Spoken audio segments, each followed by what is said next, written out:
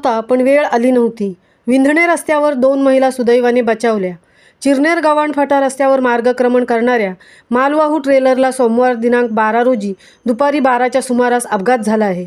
सदर अपघातात स्कूटीवरून पनवेलच्या दिशेने जाणाऱ्या 2 महिला सुदैवाने बचावल्या आहेत. सदर जखमी महिलांना पनवेल येथील रुग्णालयात उपचारार्थ नेल्याची माहिती प्राप्त होत आहे.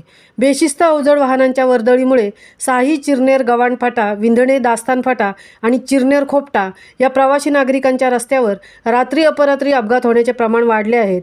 त्यात नुकताच खोपटा गावातील निलेश शशिकांत म्हात्रे या तरुणाला खोपटा रस्त्यावर झालेल्या अपघातात आपले प्राण गमवावे लागले असताना विंधणे ग्रामपंचायत हद्दीतील वळणावरील रस्त्यावर सोमवार दिनांक 12 रोजी दुपारी ठीक 12च्या सुमारास मालवाहू ट्रेलरला अपघात झाल्याची घटना घडली. या अपघातात ट्रेलरवरील कंटेनर रस्त्यावरून प्रवास करणाऱ्या स्कूटीवर पलटी होण्याची घटना घडली. मात्र देव बळवंत म्हणून स्कूटीवरून पनवेलच्या दिशेने जाणाऱ्या 2 महिला सुदैवाने बचावल्या आहेत.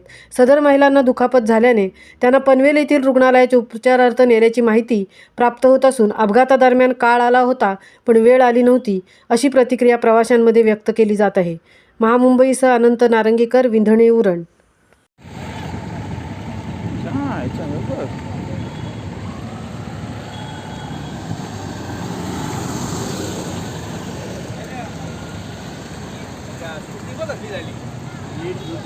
दोन तीन लेडीज होते ना त्या बघ सांगते कधी वाचल्या वाचले म्हणजे बघ